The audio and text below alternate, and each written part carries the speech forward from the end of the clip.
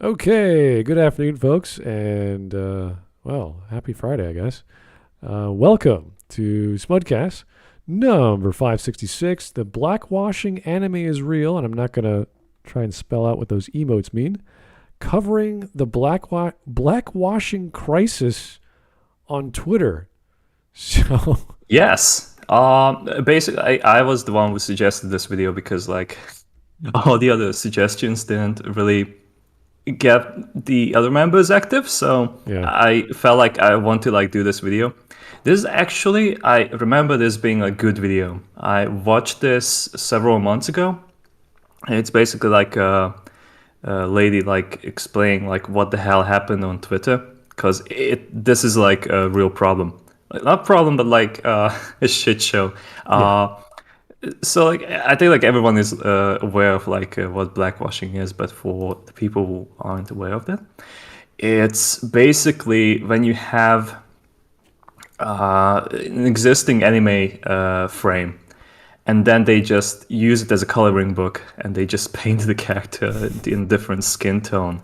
For this example, like a much darker one, and they add very culturally appropriating the material, and it looks ridiculous. Yeah. And I feel like this person has worded it pretty well, so I think it would be a good thing to watch. Yeah, I don't know what the video is going to be about specifically, but anytime I hear that anime pop up, oh, they're whitewashing, blackwashing, the Ganguro girl style of makeup always pops up in manga and anime. Yeah, Depicting even though they Americans. died out. They're not as popular, but there's manga and anime still out there that uses the tropes. There's Oh, still sure, yeah. romantic comedies like that, just about that. So any depictions of Americans or Europeans are always going to be different in anime and manga, and that's totally fair. But there are so much the characters we think of, like Cowboy Bebop. I don't really associate Spike as Asian, even though he joined an Asian mafia crime syndicate. Yeah, it's basically like a Hong Kong syndicate. Yeah. It has the same aesthetics, at least from what I got from playing Deus Ex. Oh yeah. Like there's all kinds of great stuff out there because the genres are so dynamic and diverse. Like cyberpunk, you're talking like Ghost in the Shell. It's all like up in the air. It's already Asian, Chinese. I don't need to speculate. Well, maybe the major's Japanese. Like I don't care. It doesn't bother Yeah, me. it's not the point. Yeah, even though like the Tachikomas are, I guess, inherently Japanese, but it doesn't really. It doesn't make me go, gee, I wish the Jet was more black or something like that. That is ridiculous. I think I saw CBR article because I'm currently writing a review for the Netflix Cowboy Bebop. Oh boy. So wanted to research why the hell did they make Jet black?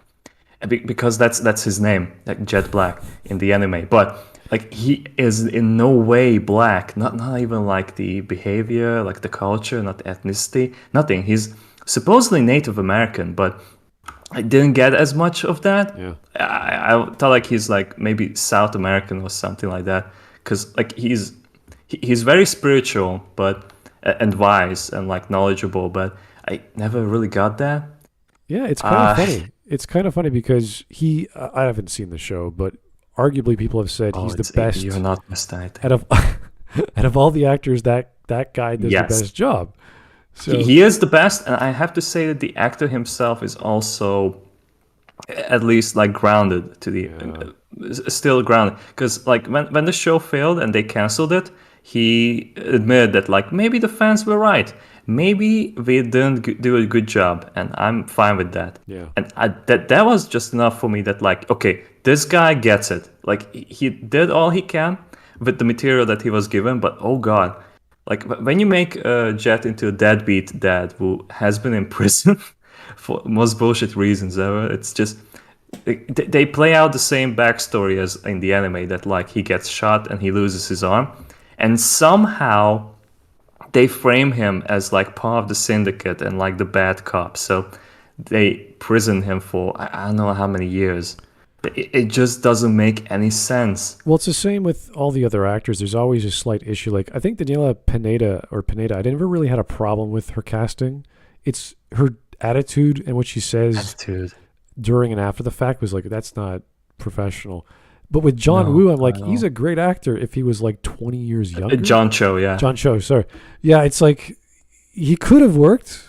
Just it could have worked, but like my problem is that like I'm like repeatedly watching episodes because of the review. So like I catch like how he's characterizing Spike in the live action, and it's like it's really not working because when you think about Spike, like you first on the surface level he looks like a goofball, but really it's just like a character that he's doing. Deep down he's like professional, both in like his work and how he treats people, like how he's like going through like these mind games.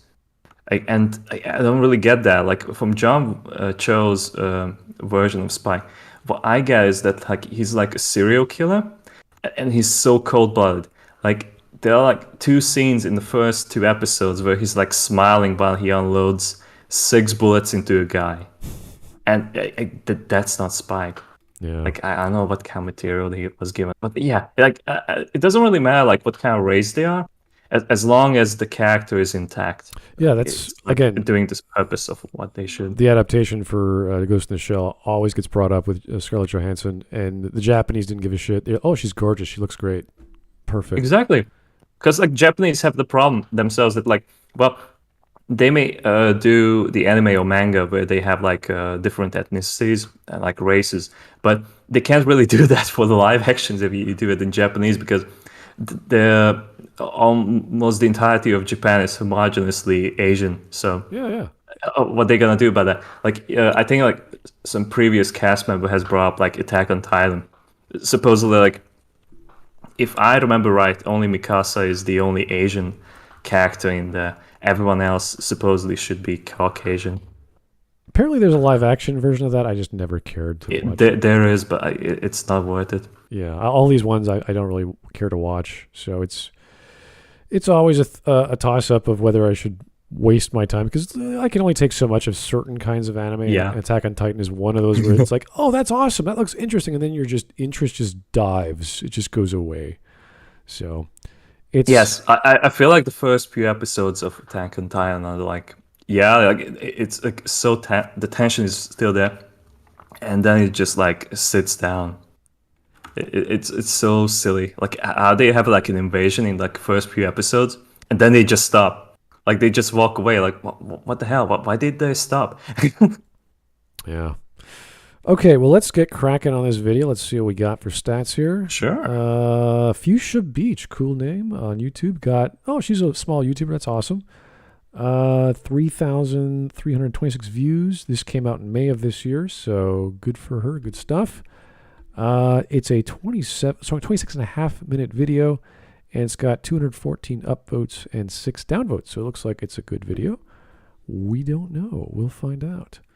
So good for her. Oh, she's linking to Kotaku. All right. A Final Fantasy VII race swap. Oh dear. I don't want to read that. Anyway, let's get started. We have another guest coming on later, but we'll get going without him, and I'm sure we'll fill him in as we go. Okay, everything looks good on my end. I think the volume's good.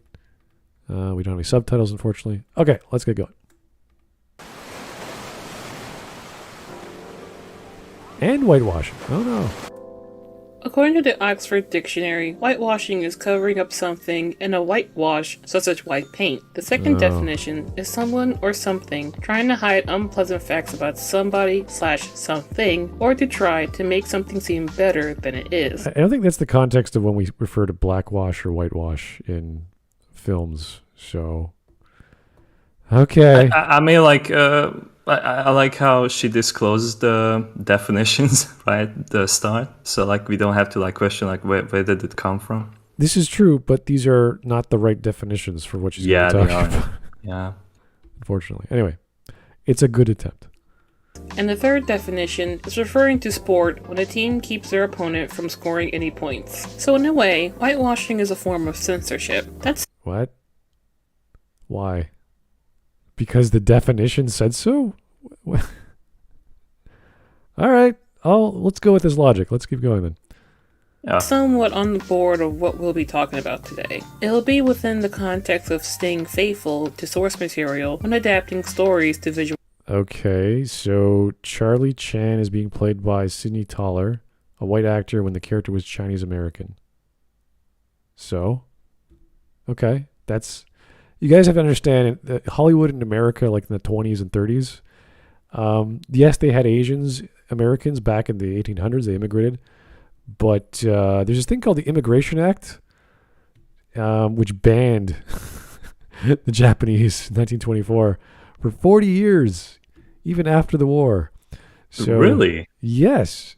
And people aren't aware of this. So it's like there was a shortage of Asian people in America, or at least California, who wanted to play in films. So, yeah. That's just how it goes.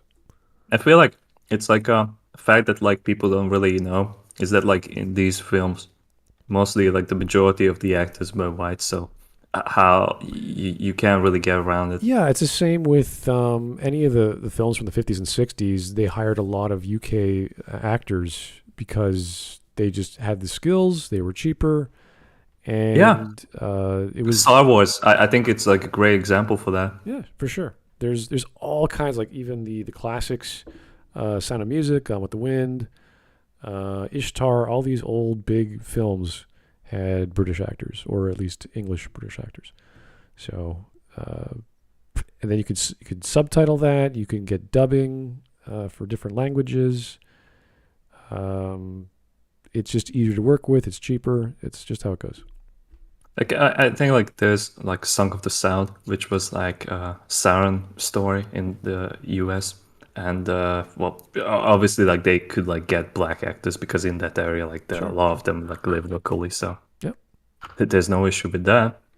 Yeah, it's all about casting and who was available. This is the same argument we made when we were covering Pog, and he was making comments about why aren't black actors hired during Star Wars time. It's like there weren't that many people in the population in Great Britain. So, yeah, that's just how it was. It's just immigration and the openness of borders and people traveling and being able to travel and live. And can you imagine like going to another country to be an actor? That's a really risky thing to do. So, Yes. It's like a white man going to Uganda to be an actor. I guess. I don't know. Yeah, it's pretty tough. To be in an artistic field that no one knows who you are. So Yes. really difficult. Media. Whitewashing in this case is when a white actor or actress is cast in the role of a character that was originally written to be a different race. Your hatred will kindle into love. Isn't this Genghis Khan? The vultures will Yeah, John Wayne. But yes, whitewashing is referring to recasting white Are characters we supposed to be talking about anime? I think we get the idea. Come on. Let's just keep going. play different race people. And this isn't limited to Oh, white wow. Americans being casted to do black Oh, my. American roles a la minstrel shows and blackface in the 1800s. This was extremely rampant during the golden age of Hollywood filmmaking, which was around the 1930s through the 1970s, where Native Americans, Mexicans, Chinese, Japanese, and etc. were all played by white actors. This led to white actors donning makeup and prosthetics to mimic the ethnicities and stereotyping their actions to sell the role. Look up the term yellowface for the Asian variety of blackface. Sure, no problem. Not every film did this in the past. Roles were given to different races and ethnicities. For more non-important roles such as one-off and crowd roles, whitewashing was very circumstantial and mainly came up when it came to casting main actors or actresses in roles. Oddly enough, the more you look Okay, so the reason why these films ever got made is because the actors are well known, or actresses, like Katharine Hepburn. So if you don't have a big name, people aren't going to care as much, and there's not going to be enough reason to go see it. This is the main reason why the live action version of Ghost in the Shell was made. So if you didn't have Scarlett Johansson, you probably wouldn't have had a film. So Yeah. that's You, just, you need like those big names to draw in people. yeah. And I even if she wasn't there, like I would still have gone and seen it because it would look like a beautiful film. But people, Yeah, but like those kind of movies are for people who are not aware of the source material. exactly, So yeah, you have to like introduce them somehow. connect Like, them. if you advertise something with Steven Seagal, like, but he was still like well known for something other than like those horrible direct-to-video shit that he's doing nowadays. Like maybe like some people who have like, yeah, I'm gonna sit and watch that in the cinema. Well, it's the same like watching Tommy Wiseau. It's like I just want to see it. Yeah, I just need to see it. whatever he does, just let's see it. Alrighty, Jake the Surgeon. Hey, thank you, sir. This washing, that washing. I'm just standing here realizing how beautiful the red sun over paradise is as the man in the mirror nods his head. Wasn't that? Oh, reference. You know, it's actually kind of honest because none of us really care. It's whenever we see a character that's clearly been changed for no reason we could think of. Like we see Jet Black, as we said before. It's like maybe he could be good, and he was good. It's just not the character that we know of. So the lines are different. The comedy is different. His, I guess his backstory is, I heard it was similar, but they obviously changed a little bit. So it's not so much changing the character.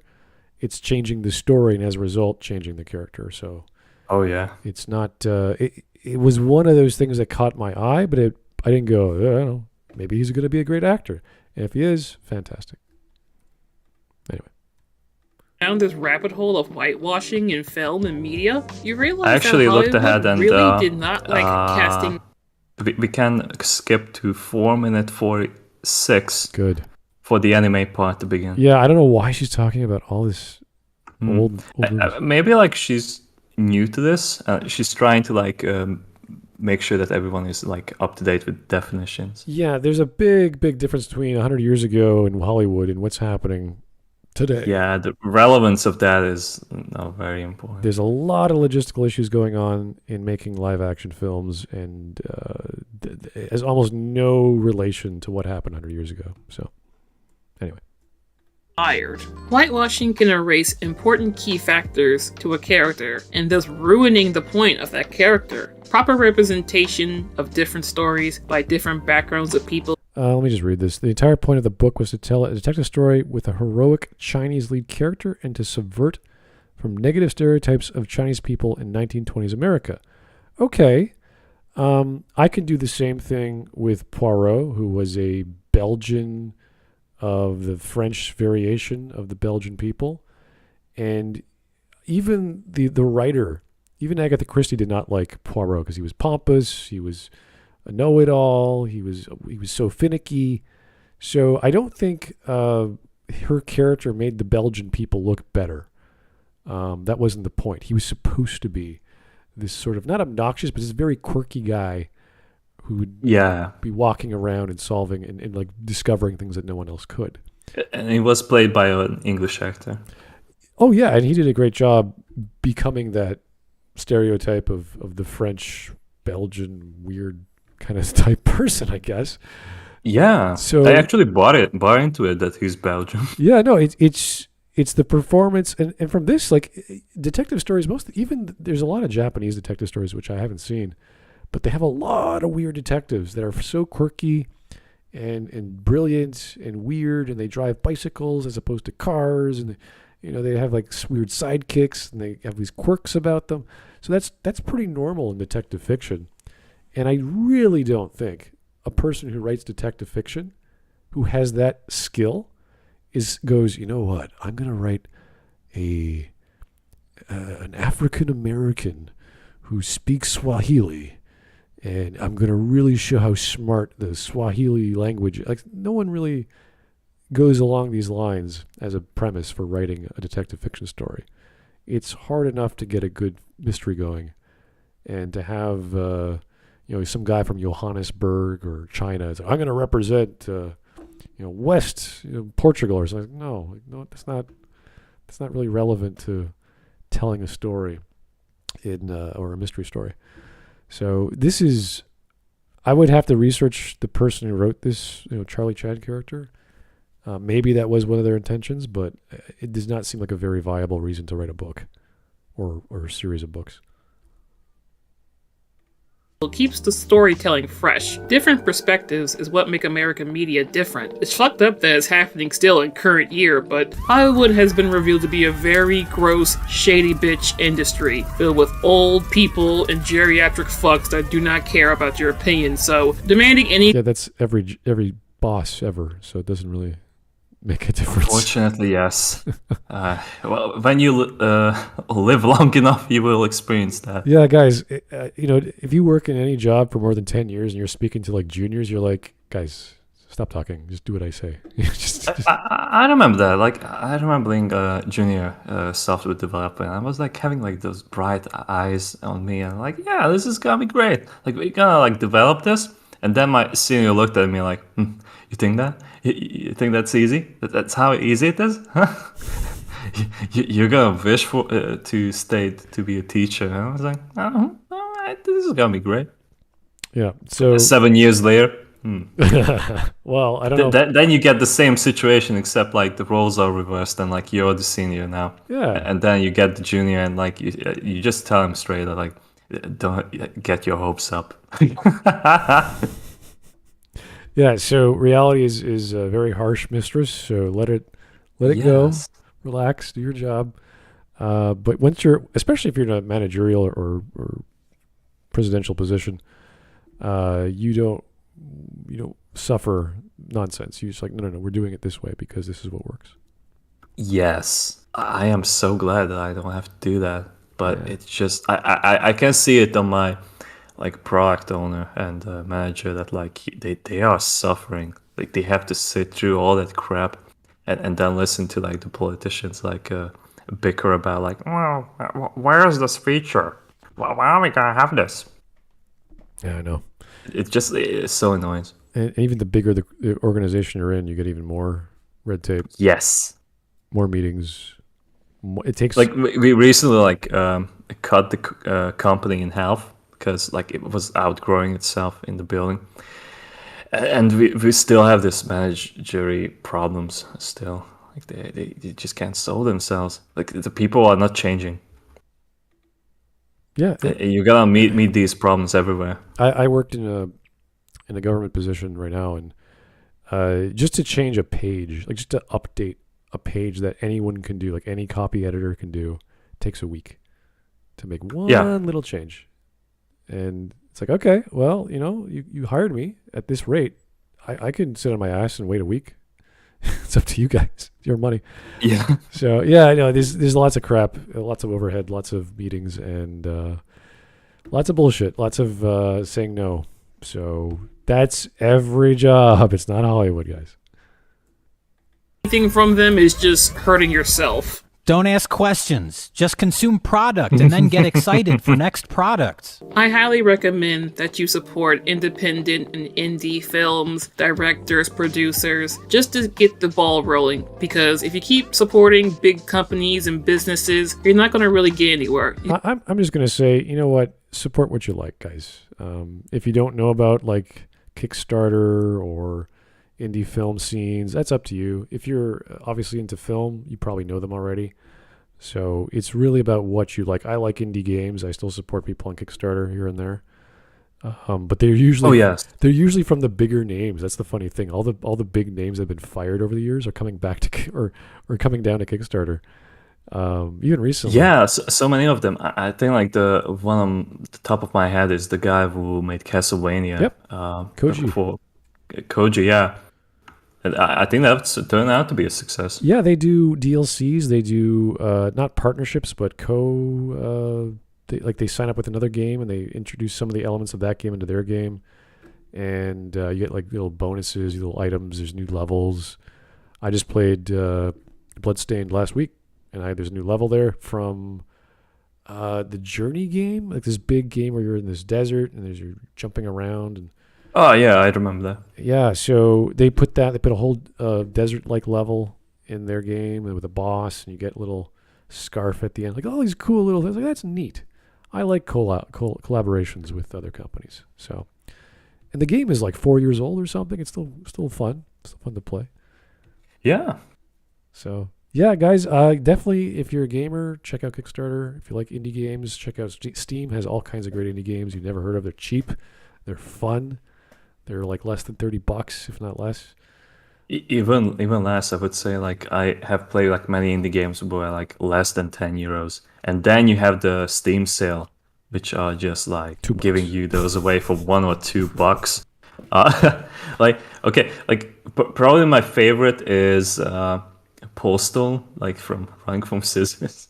Basically, like I think I bought Postal Redux, which is a remake of the '97 game for $1. And the first game is free on Steam now. It's great. It's really fun. And there's games that this is the problem with people with Steam. They buy so many games at like half or full price, and you never play them. But like, for $1, it's like I can buy a game for $1. I'll play it, another 2 months. Sure, why not? Yeah. I'm not really a person who buys too many things on Steam, so maybe like buy one game a year and that's it. Yeah. I think like my biggest investment like recently was buying Red Dead Redemption 2 for $30, and it was all worth it. Like I spent 73 hours. I just finished it today. Absolutely wonderful game. I realize we should probably do a top 10 list of games that everyone should play. And yeah, it's definitely gonna be there. Yeah, like there's just some games that are so like Grand Theft Auto. It doesn't matter which one you play. Just play one of those games all the way through. And, and just know what that style of game is. Open world, and then try and like look at Cyberpunk, and that's where you compare the quality level. Even if you like I love Cyberpunk genre, but you look at the quality of the game, you're like, no, that is not even close to what GTA did or does. And yes, Rockstar. even like Vice City, which is like dated like a lot since its release. I think it's like 20 years old now, isn't it? Oh, geez. Like almost 2 decades. Yeah. I remember getting it like when it came out. Yeah, it's the same with New Vegas is a classic. Vampire Bloodlines is a classic. Like all these games that have never gone, they're never going to die. They're never going to die. Yeah. And because they are so solid in their foundation. Like you're going to return to it. Like, and it's all because of like the writing itself is just like so solid. You just can't kill it. Yeah, and these days, you see those gems like, I don't know if you could say like, Elden Ring is a sleeper hit because it was super popular, but then its popularity just sort of quieted down, but people still play it. I'm sure that From Software is going to make better versions of Elden Ring, as they always do, and it might be forgotten for time, but for at least this year, if not the next few years, Elden Ring is like Skyrim was like 10 years ago. So it's gonna dominate. Like I don't think like storytelling wise it's probably like the best thing ever, but like gameplay wise, yeah, that's what I mean. and the challenge itself is what people play it for. I think it's outstanding accomplishment. Yeah, every game has its own like what niche does it fill, and you have games like Planescape Torment, which was commercially a flop.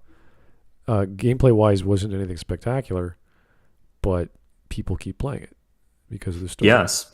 The same New Vegas as well. Like I feel like nobody can say that like, oh, it's like I enjoy the combat so much because it keeps bugging out every single time. Yeah, same with but like it's just so enjoyable. Same with Alpha Protocol, even though it's hard to find, it's hard to buy, let alone install, let alone run on a decent system. These games, really now, my torrent client would say otherwise. I am still trying to find that mysterious download server. Really? Maybe I should help you out. I could use the help. It's always nice to have a help. So anyway, I'll praise Sega. Yes, Dreamcast is awesome. There's these games that we should probably talk about that everyone should play to know where. It's not that all of our tastes align when we talk about games, but we just have that one memory of a game. It's like, yeah, Xenogears. It was just a crazy experience. I'll never play it again, but just this, the music and some of the fight scenes, the blast boss, it's so memorable that it makes you like. That's what I think we should do. Like top 10 games of all time for all kinds of reasons, And then those games which have these memorable scenes which you never touch again, that are just so crazy or wild or ridiculous, and it makes you laugh. It makes you go like, okay, that was like the white phosphorus scene in the line. That was memorable for me when you were forced to do it. You were forced to just butcher all those people. And you're like, oh, this is a plot point. You have to do this. This is not a choice, even though the game gives you some choices or the illusion of choice. So there's lots of which game is this? Was it the Red Line or the Line? I can't remember what it was called. Let me just do a quick Google search.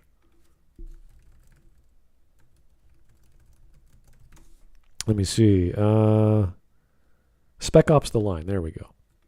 Oh, yes, I remember now. Yeah. I always call it The Line. I don't know why. The line. I was like, is that some mathematical calculation? Well, when I remember the main Equation, menu, the American flag, I think, is upside down or at half mast or something. It's like always sticking out in my brain. And I remember the ending. I remember all the stupid the things I hate from films where they lie to you about what you see is real, and not the same arguments we were making when we talk about The Sixth Sense and all these other films where they show you with the third-person omniscient perspective what's real, but then an hour later it's like, nope, you're a ghost. None of it is real. So it's that sort of stuff which annoys me. But these are games, they're classics, they have their moments, and even if 80% of the game is not to your liking, there's that one scene that sticks out in your brain forever. And it's just cool. It's awesome. And even the better games, like Chrono Trigger, has a lot of those, which I can't forget. So, anyway, let's continue. You have to show them that you're interested in seeing something new. Now, I know what you're thinking. Okay, so where do anime characters colored over with brown skin come into this? Okay. Blacktober started off as a celebration between black artists of all ages and backgrounds, tagging their art and promoting their work on Twitter. Since Twitter's I would like to have like White January or something. If you see what people think of that. Yeah, for some reason that's offensive, but this is okay. Blacktober's just fine, guys, because blacks are in the minority, and we got to help them out with their art. Okay. algorithm is non-existent, it was a great idea to get talented people of diverse backgrounds more attention on their art. At first. Blackwashing somewhat took off in 2018 when an illustrator by the name of Nicholas Draper Ivy made a Final Fantasy VII fan art of Cloud, Tifa, Sephiroth, and even Barret. Oh, that looks pretty cool. Yeah, these look cool. And he went with the gimmick that he race swapped Barret into a white dude. Yeah, no, that looks really good. That looks really cool. I love Sephiroth, but I was all of them. Too many, the thing with Final Fantasy characters, once they get past 8 or was it 9, all the belts just start coming out. And you're just like, oh, enough with all of them. I think after 10, at 10. Yeah, Lulu was just 9 was trying to combine all the elements of the previous games because it's like a love letter for the classic games. But 10 is when they start like introducing the swimming soccer game. Blitzball, was it? Yeah. Oh god, that was so dumb. What the hell? I loved it. I can hold my breath for 12 minutes while I kick a ball and swim it. Like, how the hell does that even work? Yeah, but anyway, this looks like you're playing like a I don't know, some other SquareSoft RPG. Maybe if it was less realistic and more cartoony, it would fit in with like Kingdom Hearts or something like that. But I would take this instead of Kingdom Hearts. I can't understand anything about Kingdom Hearts. I know, but look at these are really good. And we like it not because they're black, it's because they look really good. So I don't care if Sephiroth was an Asian dude or Tifa was Indian. You know, it's just a cool art style. It's a good spin. And we love seeing, like, this is the same thing with any game nowadays. If you download like a free-to-play game on your phone, that you unlock outfits or new costumes for your, like, completely cosmetic crap for your characters that you like. It's the same idea. It's like, wow, this is the character I like, and now he's wearing, or she's wearing a different dress, or there's a summer theme. They got like a parasol. Like, it looks fun. That's it. And the fact the guy's a great artist adds to it. And I would have loved to have seen something like this. It actually reminds me of some of their other weirder games, like the Bouncer. That was like a distinctly art style. Yeah. From inspired by Final Fantasy. It's like, yeah, okay, probably the same artist who designed them, the Final Fantasies. But yeah, no, this is great. This is all awesome. Swapped to dark skin and light skin versions respectfully. The art is really amazingly done, and it looks really cool. Ivy's work inspired other artists. Let's just go back just a bit. And even Barrett race swapped to dark skin and light skin versions respectfully. The art is really... So look at his sword is still gigantic, but it's not as gigantic. So yeah, it reduced the size. I appreciate that. I like, it's like, hey, he's not stupidly wielding a hunk of metal that weighs like 40 pounds or whatever. It's just like, yeah, with his slim arms, like what Cloud used to have. Yeah, I even when they tried making a few guys over the years in blacksmithing shows made this hunk of the Buster Sword, and it's just so stupidly heavy that no one could ever win. So yeah, a little bit of realism helps, because when you first saw that, you're like, look at this guy, and he's the main character, and he's got this massive sword, and I'm like, that's crazy. How does that work? And he spins it on his fingers, and you're like, that's no, not at all. Like it is unrealistic, but it catches your eye, and I think like the Final Fantasy VII cover itself is like a Cloud holding the Buster Sword. Right, and you compare that to Guts with Berserk, like that is a big ass sword, but it's at least I think the inspiration is definitely from there. Yeah, but it's at least believable that someone would have the leverage and the strength to pick that thing up and swing it properly. Of course. But this thing, this one looks better, but the original one from Final Fantasy VII, it's too much. Too much, because like Cloud himself isn't like a big guy. Like he's very slim. Yeah, and if you look at Sephiroth's Masamune, it's so long. It is so long. It's like it's longer than a spear, and that thing would just wobble if you ever made it. So yeah, because it is a Japanese sword. So yeah, you'd have to use like 99% iron and like thicken it up to make it not wobble. It would be like really heavy, and then you'd have all these fracture points that it would just snap like so easily. You know what? Maybe like they use one of those materia stones. I can't remember them. Like, but you had those magic stones that you can like buff your sword with, and maybe one of them is like making it unwobbly. Yeah, I love when I saw the design of it. I think it was a Famitsu magazine, and they had all the characters. Like, oh, this looks so good. And you see some of the cutscenes, like that's weird, but whatever, it's fine. Yes, I think like they kind of sorted that out for Final Fantasy VIII, because like they like looked more realistic in design, and like the cutscenes themselves like didn't look like these chibi characters. Yeah, they were going for, realism is good, let's go with that, and they did stupid shit in Final Fantasy. Yes, yeah. So much stupid shit, I can't even talk about it. I hate Final Fantasy VIII so much. And I remember playing it twice just to prove to myself how bad it was. It was the weirdest. That and Legend of Dragoon, those are the two games I hate played to prove to myself how bad they were. And it was so like that's when I was like, in my brain, I was like, I gotta get this out of my system. It's like a mission I'm on. Like like I have to lift weights for the next 2 months. Like, oh my god, I gotta do this. I think like saw Final Fantasy VIII through Spoonie. I remember like him hating the game so much. There's so many. The only good thing that was fun was the Tarot 8 or whatever it was called, the card game. That was the fun part of the game. Every time you meet a new person, you could press the X button or the square button, and you initiate, challenge them to a card game. Anyone. It was great. Yeah, I remember that. That was fun. That was a really fun game. And you got pissed off when you lost because you have to lose your cards, so you have to resave or reload your save because you wanted to collect everything. It was so much fun. Everything else in that game was just like draw points, and then leveling screwed you up because as you level, the enemies get harder, and you're like, oh my god, this is annoying. So God. Hey, Cal Runners. Hey. Hey, I'm here. Alrighty.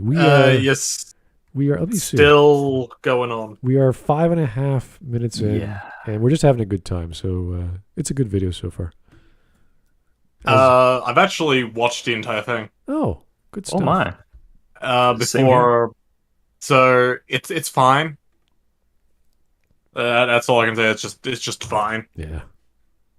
Yeah, like I think like the creator has like good intentions. Like from like what I got from it like several months ago when I watched it for the first time.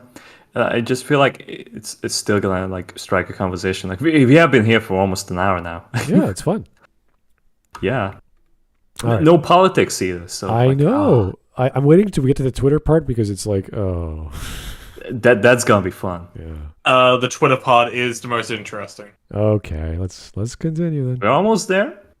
Really amazingly done, and it looks really cool. Ivy's work inspired other artists to start thinking of what if this character's skin was darker, and in 2018, people started blackwashing and race swapping cartoon characters. And at first, even I thought it was a neat little experiment to just change the race of an anime character or a cartoon character. I completely understand why someone would do a race swap of a cartoon character. This is mainly more common in children and teenagers rather than grown adults. Kids around the age of 8 years old want to see something that they can relate to on a physical scale, like something they can reflect themselves onto. That's why when you see an American show, there are a lot more different types of visually different people.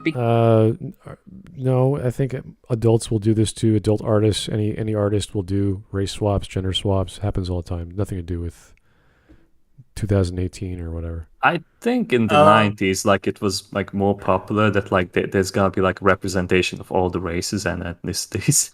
Like you would see a white person, you would see a Hispanic, a black guy. It's just like so like all the races are represented.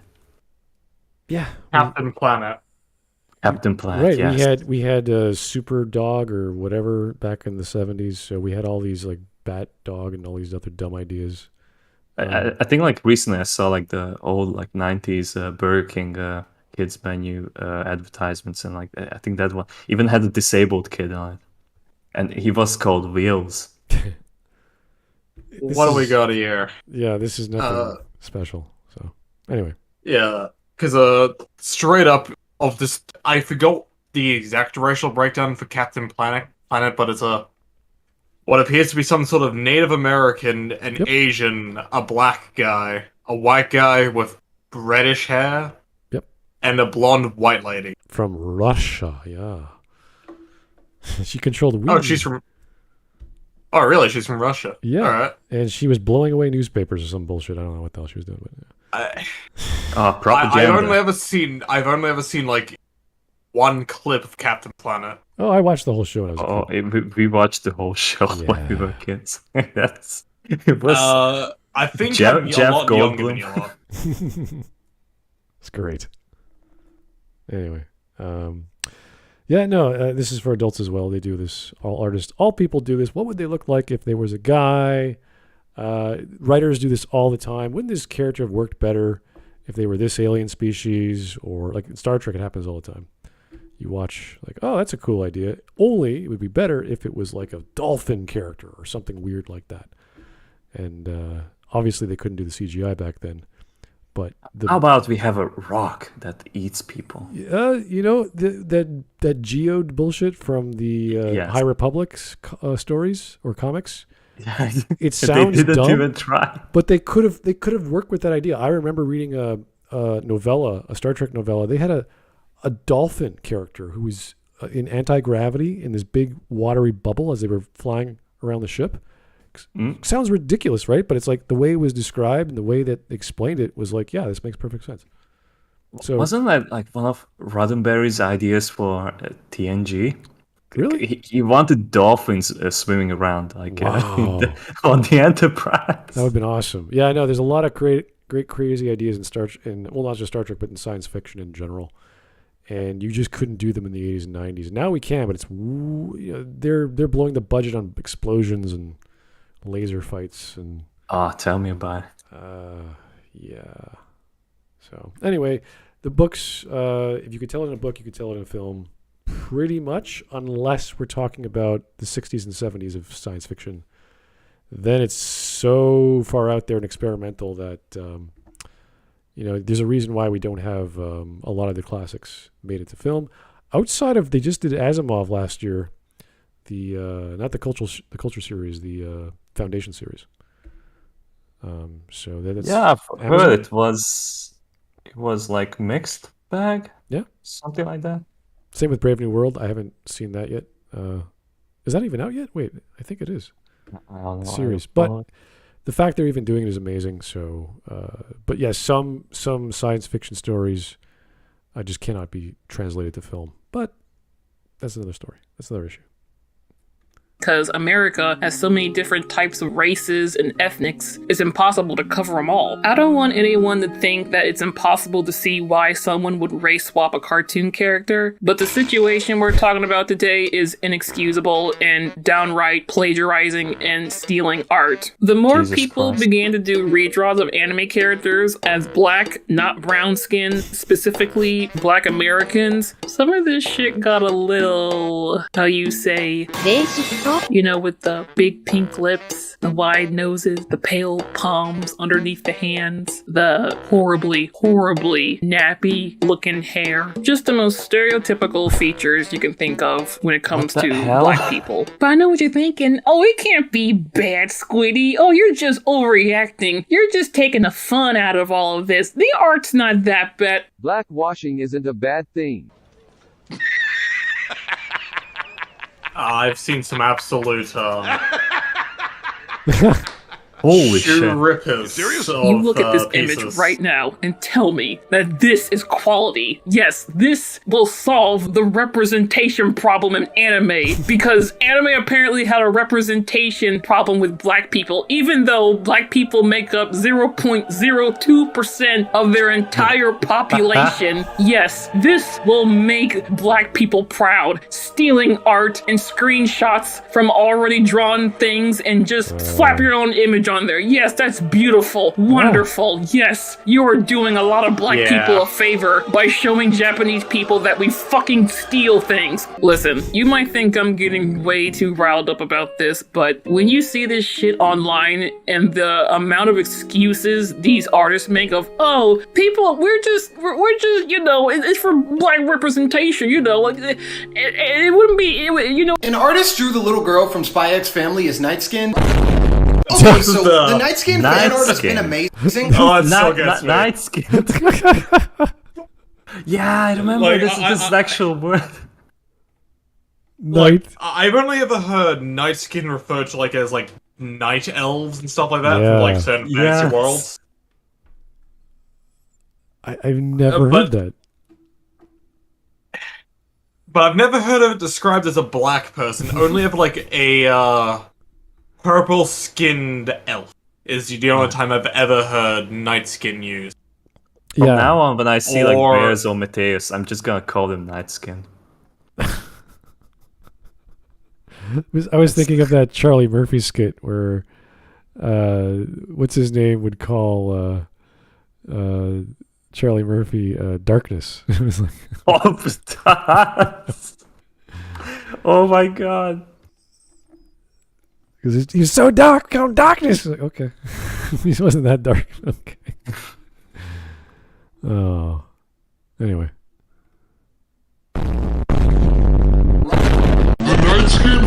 But there's a certain thing racist people keep saying. Japan anime are white skin and it's popular. You should make a black character, not steal Japanese artists' work. Horny people have no rights. I agree with Ed.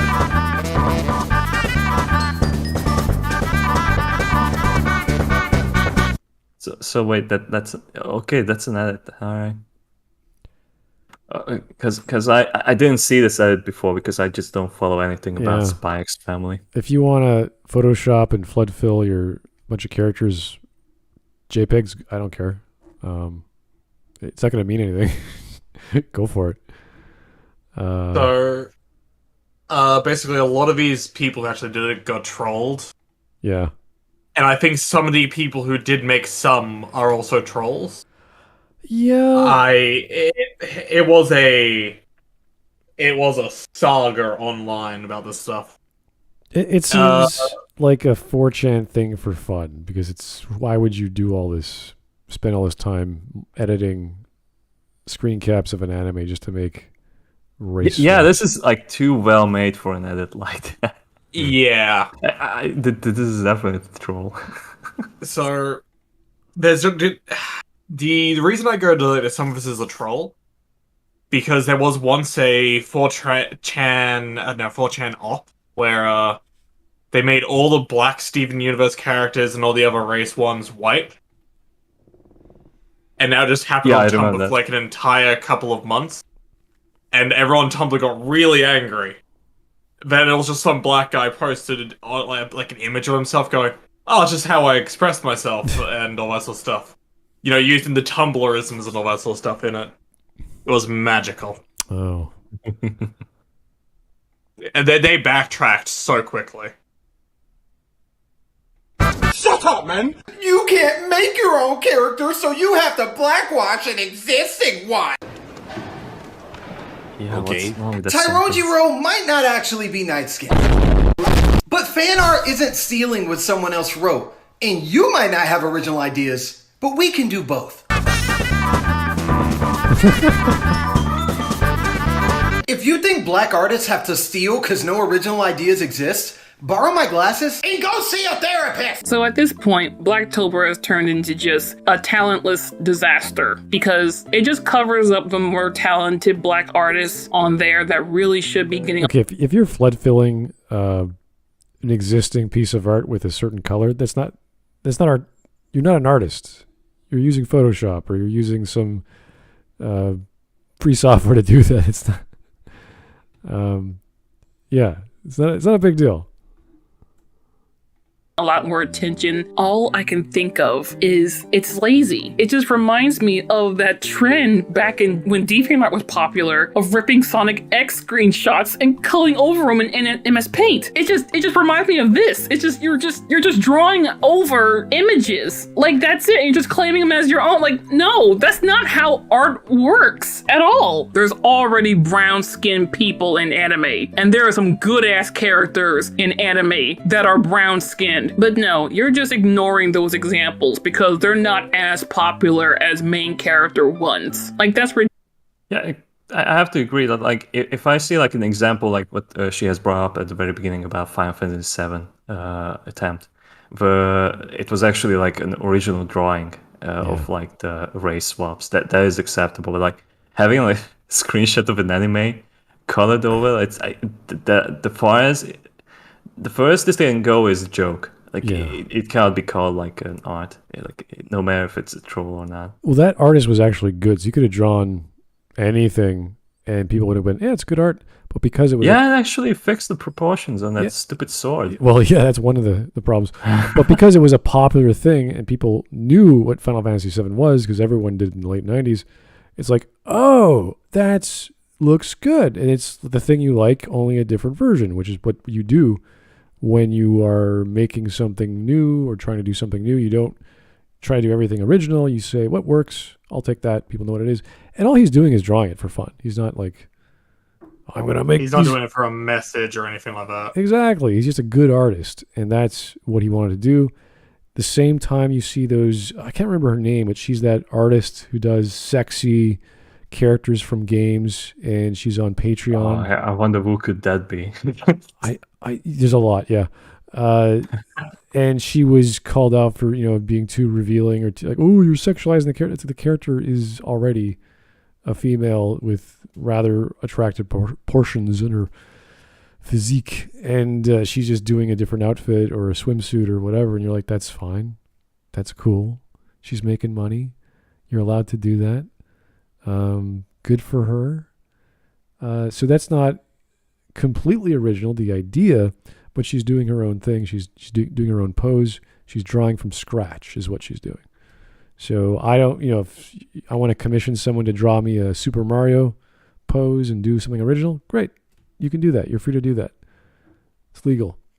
So you just can't put it on t-shirts, I think. Although there's some weird shit with Star Wars. You see all kinds of paraphernalia that I'm sure is not owned by Disney or Lucas. That you can get a hat, you can get a T-shirt, and there are laws against that. So yeah. Anyway.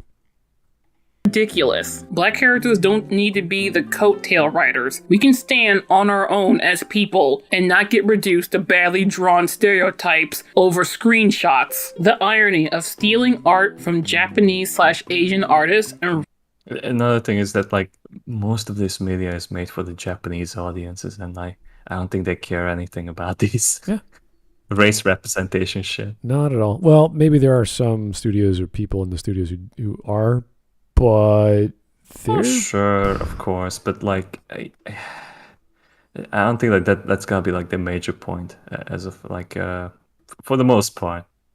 Yeah, no, it's pretty accepted. They don't care. They just like whatever, do whatever you want. writing over original works with their own dialogue is severely lost. It's almost like they're doing that exact same thing with Hollywood doing the Asian characters. You know, that whitewashing thing that I talked about literally minutes ago in this video? It's almost like blackwashing cartoon characters doesn't do anything. It does nothing for representation. It does nothing for the artist because you're stealing art and editing over it for your own means. At the end of the day, when you Google that really nice artwork of brown-skinned Peach from Super Mario Brothers, you're gonna get a pale-skinned Peach, because that's what Peach is. Peach is and always will be pale skin. No one cares if she's brown skin, because what's the point of making her brown skin if she's actually pale skin? It looks more like an error than something unique. And blackwashing isn't unique at this point. It's been done to death. Just make an OC. Just make an original character. Like, it would be way easier and way more interesting to make a character that could seemingly live within that universe. Don't feel too bad about this. I know that other black artists have also expressed how they do not like this whole blackwashing situation. First off, Whitevember was this trend that was popularized and kickstarted amongst a bunch of shit posters and artists like myself and my mutuals, but was made more famed when it was picked up and looked at by 4chan after it was originated and made even more popular by the wide brand account Pose Law, who happens to be one of my mutuals. And I'm sorry to fucking tell y'all, but he's black. Nigerian, even. The same way that people can cosplay black characters is the same way people can choose to draw that art white, black, Asian, Hispanic, Korean, and every other fucking denomination under the goddamn sun. Because it's not real. It's just art. I don't even know what black people want anymore at this point. They bitch and moan about diversity. That's what they do. They bitch and moan about diversity. They want to see more people of color. They want to see more people of color doing great things, epic things, and all that stuff. And there are people out here doing that stuff. And you will still not see people supporting that stuff because I'll tell you the truth. They don't see anything official until a white man does it. And that's just the truth of the matter. I think these people need to get out more and like travel and just, go on vacation. Just relax, go see other countries, experience the world. I don't know why they want to see their fiction visually have depictions of people of your not ethnicity. I mean, you could, but it has to come from something. I don't understand what the argument is visually. If we're just talking about aesthetics, going, hey, let's see Asians more. Let's see the Portuguese more. Let's see this background more. I was like, why? Are you curious about the culture? Then great, cool. Go to the country and meet the people. That's great. I don't know why you have to put the media you like, apparently, and argue that we need, I wish the next episode of Haruhi Suzumiya would have an African exchange student. Wouldn't that be great? I'm like, no. Yeah, no one cares. Yeah. So I want to know what the mentality is. I don't understand it. Aside from the whole minority representation nonsense. Aside from that. This whole Blacktober has irritated me because, and this may sound harsh, but no one's entitled to representation. The reason why any form of representation exists is because an artist got off their ass and made it. When your people is consistently represented in such a harmful way, or just completely removed from media as a whole, they end up clinging to characters that aren't even their race, or even a person at all. Well, that's racist. Listen to yourself. You think it's unfair to have to identify with characters who aren't your race. Honestly, no one made you write that. No one. You wrote that all on your own. It's somehow unfair that you have to cling to characters who aren't your race. Some who aren't even human. I can only imagine the hell you must have went through trying to watch Cars. Here's the problem with your argument. People aren't mocking the existence of black characters. They're mocking your justification for race swapping. The common argument made by the blackwashers is that the original race of the character doesn't matter because the character isn't real, so they can be whatever race anyone chooses. But when people change a non-white character to white, the blackwashers object, claiming the original race is important. The blackwashers are trying to have it both ways, and it simply doesn't make sense. Imagine if we actually used Blacktober to draw black characters from black works. Imagine it. People would really rather draw Black Peach than, I don't know, Leah Sagamore from Princess Love Pond, Daisy from Adorned by Chi. And if you have no idea who any of these characters are, can you really say you want more representation? You're not even looking for it. And to continue, we hate when a white person does it anyway. The showrunner of the series is white. I want us to be able to tell our own stories.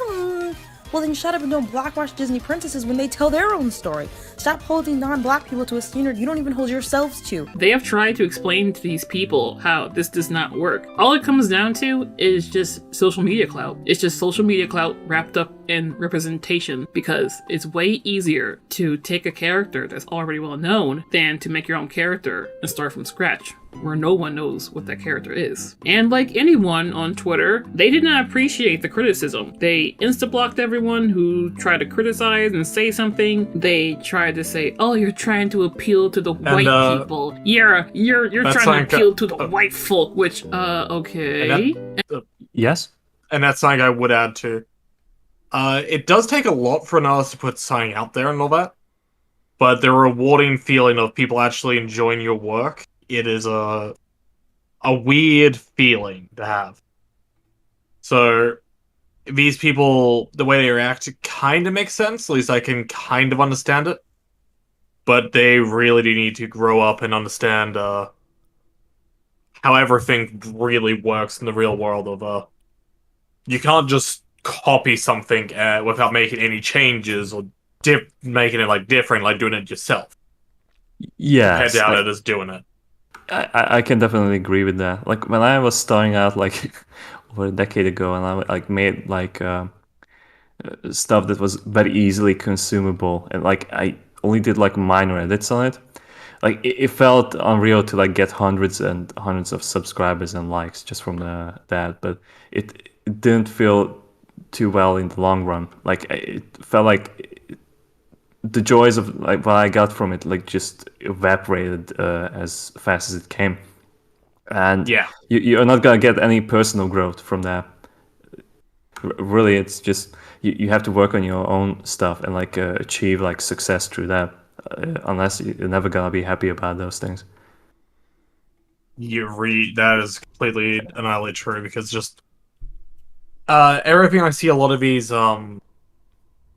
progressive artists, like the base work people and the edits and just going, oh yeah, you know about the Middle Eastern artist who keeps drawing a lot of characters dark-skinned and fat? And a lot of these Tumblrina artists and all that sort of stuff. Really? Oh, God. Because there's just this one specific Middle Eastern artist I'm also talking about, if you're wondering. I don't remember her name, though.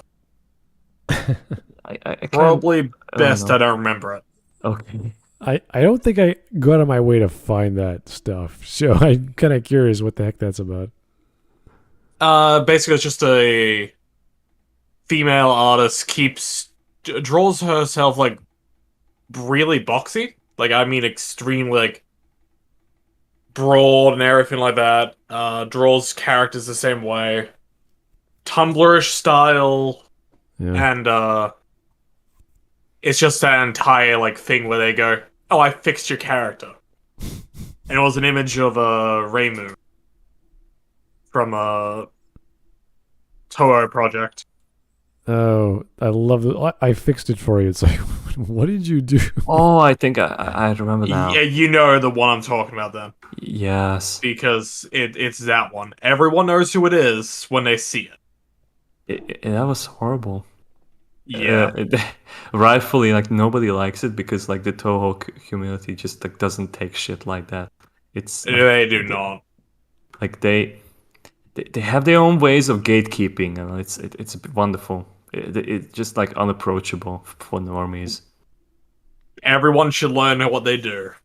Everyone should. Yeah. But she reacts like they all like react the exact same way to either good criticism or bad criticism of, hey, maybe you should actually study the human physique a bit and all that for understanding anatomy, because you have the rough idea of it, but you just need a lot more practice and study. Yeah, these things usually occur naturally as you grow up if you're into drawing, and I have friends like that who they naturally went into graphic design, even though they could probably just jump into comic books at any time. And they were drawing since they were kids, and they have all these sketchbooks, and they tried different styles. I remember they were spending years drawing eyes and looking at the manga style when it was popular, and doing his own version of North American comic book eyes, and just spending time just on little body parts here and there. I do this sort of stuff all the time, just I get a bit carried away when I'm drawing things. Just of it, there is a feeling you can get into where you just get carried away when you're drawing and all that, which is something I do understand because that's just me as well. When it comes to just things, but even then, I do set aside days for myself to just sketch the human proportion, sketch eyes and all that. I have canvases going back about 2 years currently, 2 to 3 years, of just my little sketches and like all little works of like the eyes and everything. Yeah. And then I have like my own characters and my own little world things I've created over my time as a DM, as a general artist and all that when I was in high school and all that. Just if I was to find any of my art from like high school and stuff, I would look at where I'm at now and go, wow, I have improved quite considerably as a person and in the arts sphere. But a lot of the Tumblr people, they just find their thing and just never like improve. Because I know a few artists who have just they're still going, like I knew from high school and stuff, but they just either gave up or they've just stayed at the same level the entire time. Or they use Smud. How familiar with bases on DeviantArt, where it's just like a base human figure and where you just put something on top of it? I haven't seen that, no. Alright. It was something very popular in the fandom day, when fandoms were a lot larger. And those things are sometimes the stuff of nightmares, if you know where to look. And those are the better ones. Because it gets way worse. Oh. Well, luckily my time exploring DeviantArt is long past, so... Good. Yeah. Same here. I think I left it before it got infested by porn. Oh, really? Jeez. Yes. I thought there were adult controls you set for those pages. Oh, nowadays there are, but like I remember I had like a friend. I had a friend who was still using DeviantArt, and like she complained to me that like, well, like no matter like what kind of like keyword like she puts in for her art, somehow like the suggested art in the same category whenever you checked her own art was like one of those fetish pictures of the same category as in like 2D art, portraits, and then you get like nude stuff there. Yeah. And it's kind of disgusting. I can tell you I have seen that quite recently as well. I think like last time I was on DeviantArt was like over a decade ago. It's like I don't remember much. I remember that it used to have like that green design, and now it's like something else. You have the green design, a white theme, and a black design. Oh really? Yes. Oh my. I can even send you screenshots if you wish. No, I don't. The less I know, the better. All right, well, let's keep going. And they threw down a lot of black slurs that I don't think anyone has ever heard since like 1920. And as hard as you would like to try, male roach is never going to be an insult. Is never going to be as powerful as the N-word hard R, okay? Just deal with that fact. So it's safe to assume that these people are very racist towards white people. And you should not be associated with them whatsoever because they are very ego-driven and they do not care whose back they gotta stab to move up in the Twitter threshold. Multiple Japanese blog sites have documented this phenomenon and people have commented their disapproval of Americans taking established anime characters and basically claiming them as their own different coat of color. It's a weird thing that they're all just completely puzzled over the logic of coloring over manga pages and claim that You know, it's kind of hilarious to me that like Japanese people have forums on this issue. Because I really thought like they don't give a fuck about what Westerners think.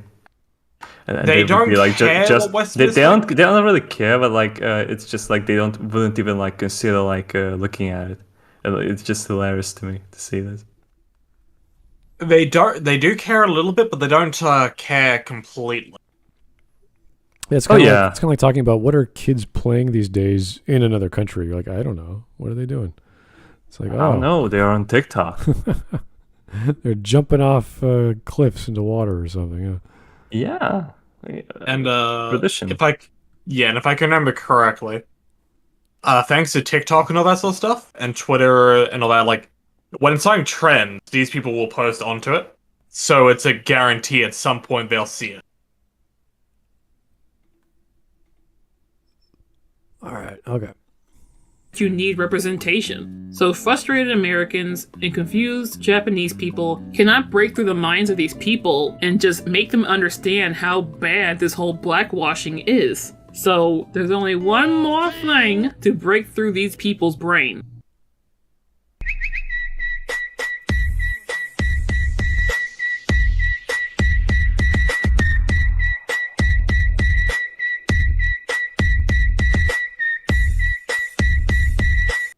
Hey, this is not gonna be my normal content. No. It's gonna be actually a rant.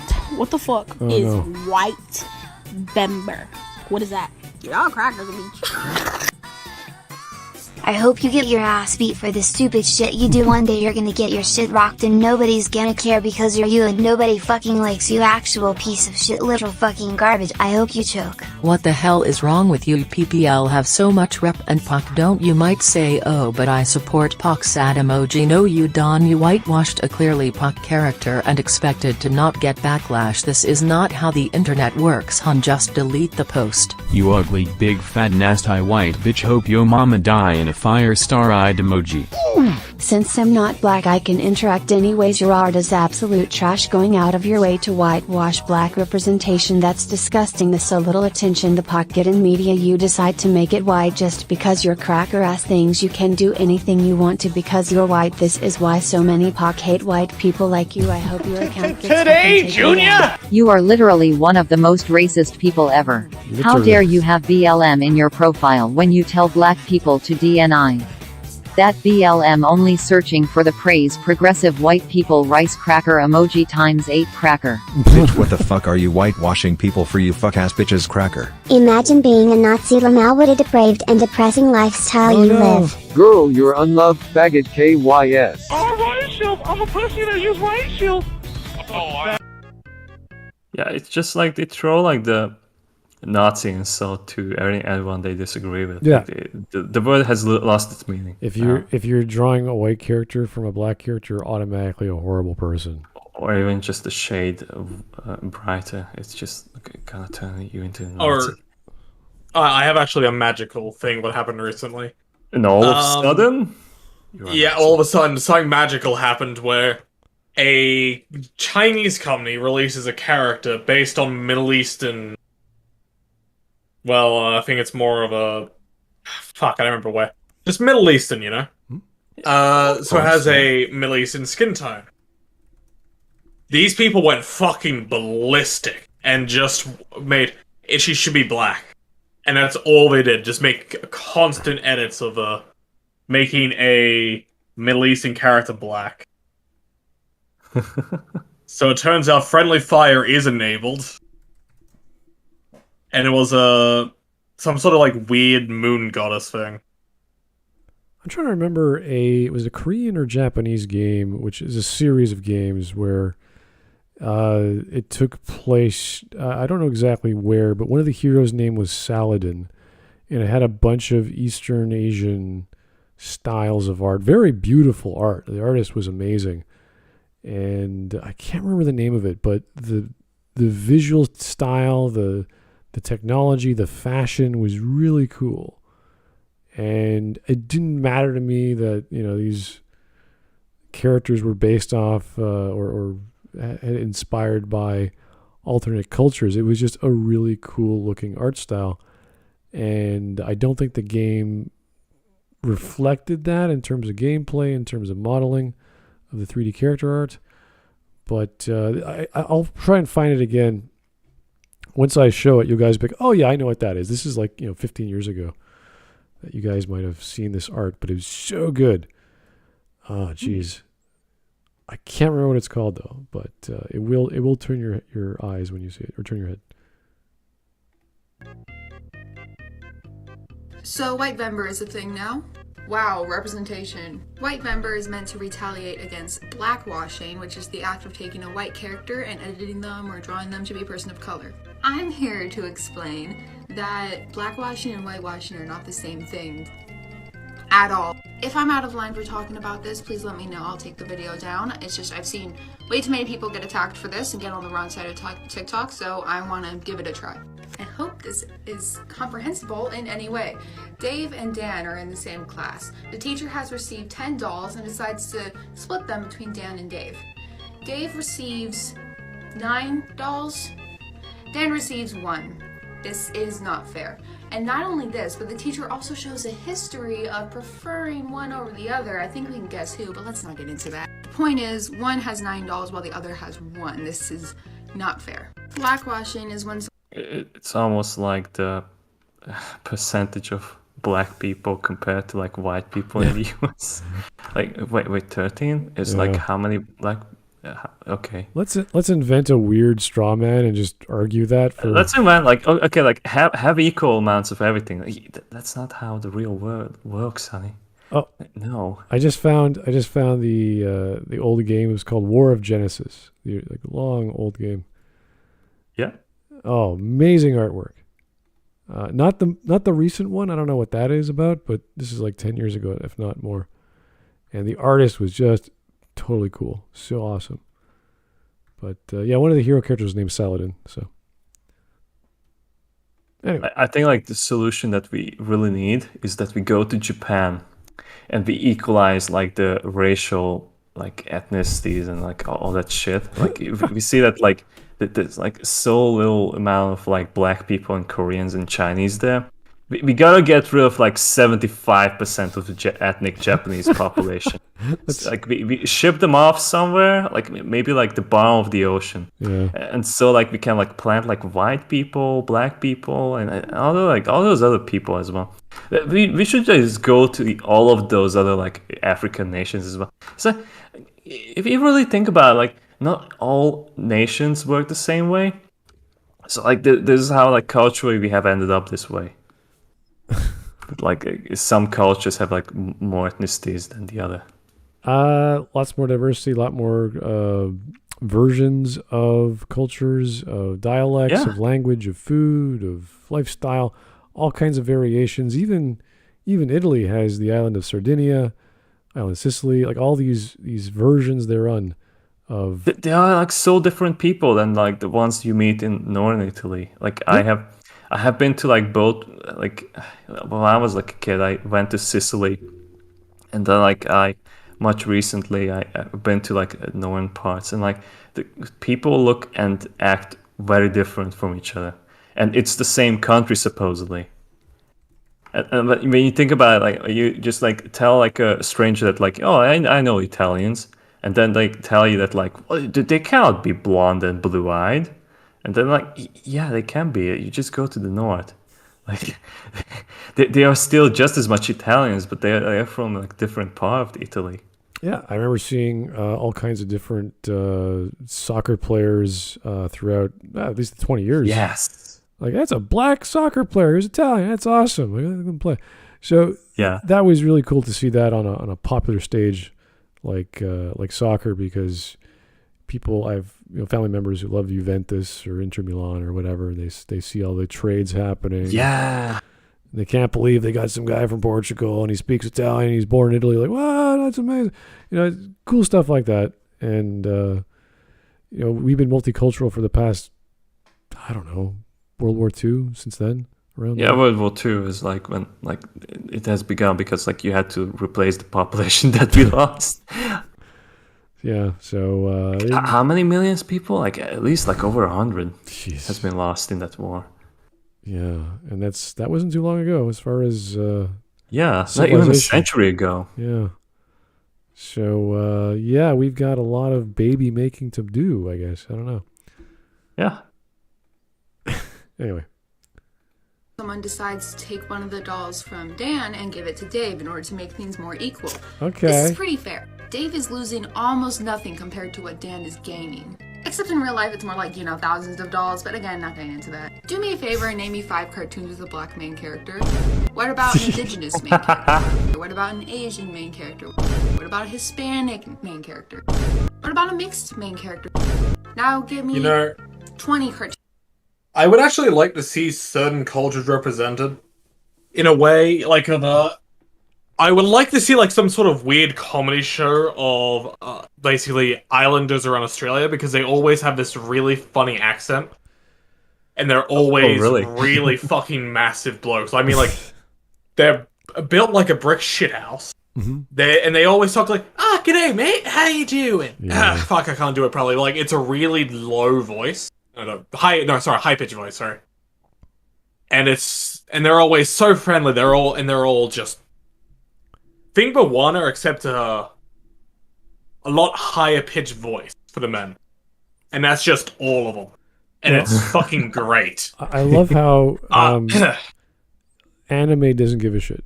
And we've seen that even the most popular animes, like we talk about Fate a lot, or I do at least. And after Fate Zero, which just sort of like broke the budget on animation and just action and drama, you get to like Fate Grand Order, which is now popularized because of the game and the manga and all kinds of other stuff. Babylonia, I think, was part of that. And you get sex swaps, you get race swaps, you get a story. King Arthur as a woman. Yeah, you get you're in the future where humanity's almost all gone, and we got to figure out how to bring it back. And it's like, okay, we got to go back in time and do all this crazy shit. So it's like, none of this has anything to do with the plot. None of this has anything to do with the characters. It's just fun to see. It's fun to watch. It's fun to play. And none of this comes up with all the fans. They're having a great time. They're playing the game. They're watching the shows.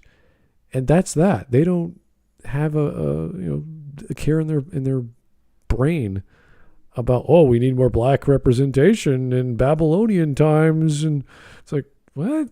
No one really actually thinks about those silly things. It's too much fun. They're having such a good time enjoying the art and the media. So, you call up, make Saladin an Asian. Make him I don't know, Northern European. Who knows? Have fun. Yeah.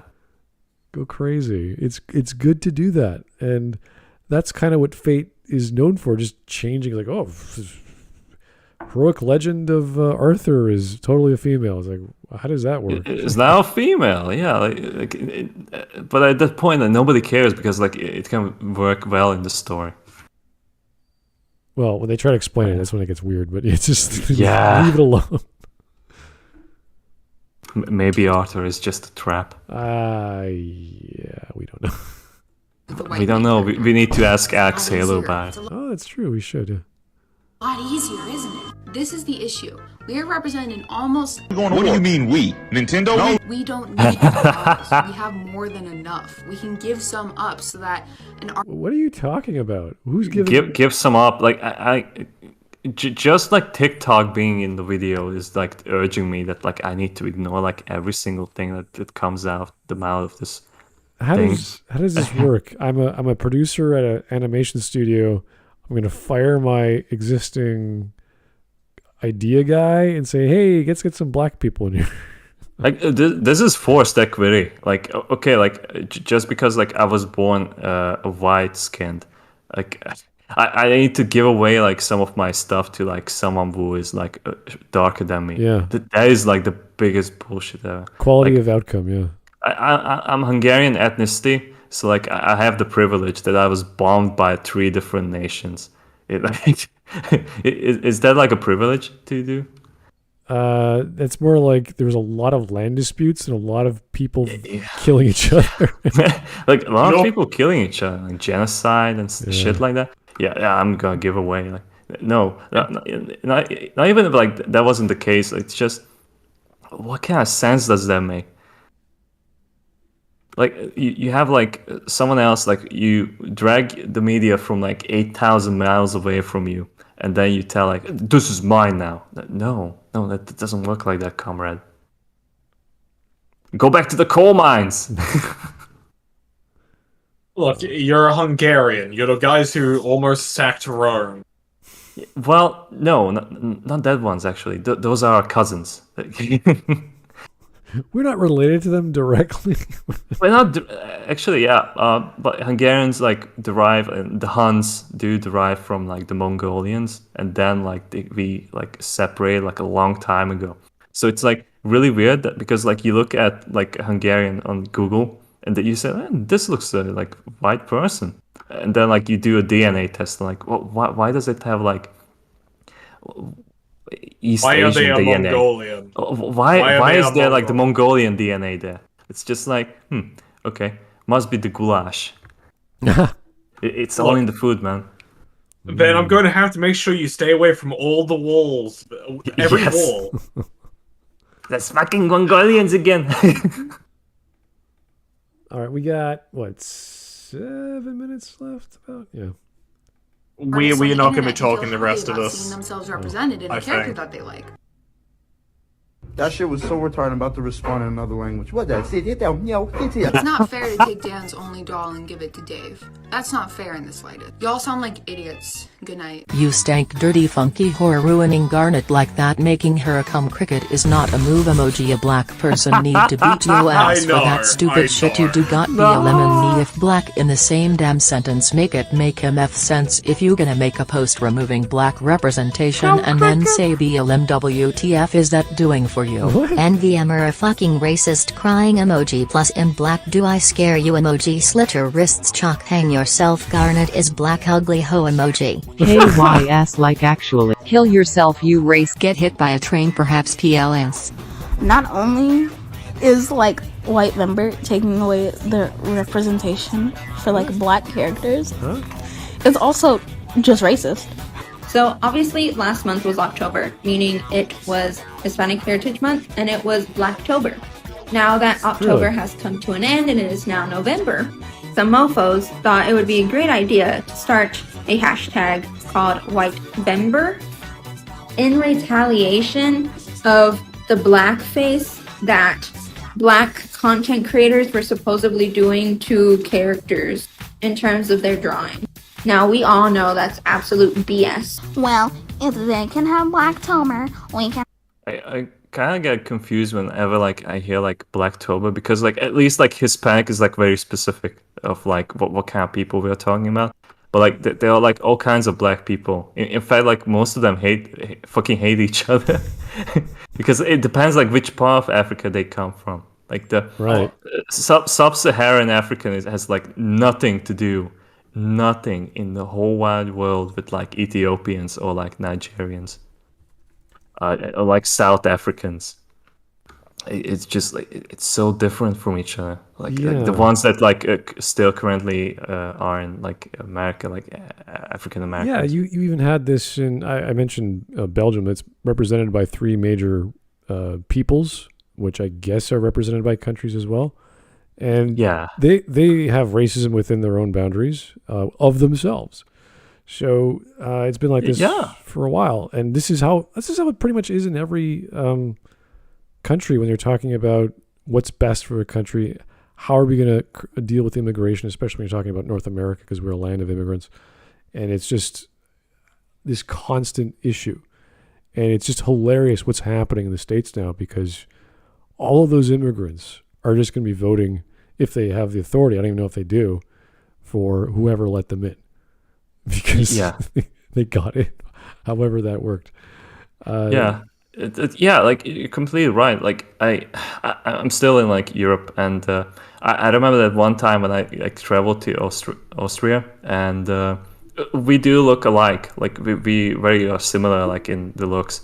But like I spoke to my friend in my native language. I saw like Austrians just like looking away, like not even like communicating. I was just shopping for some regular goods. I think I even told this story before.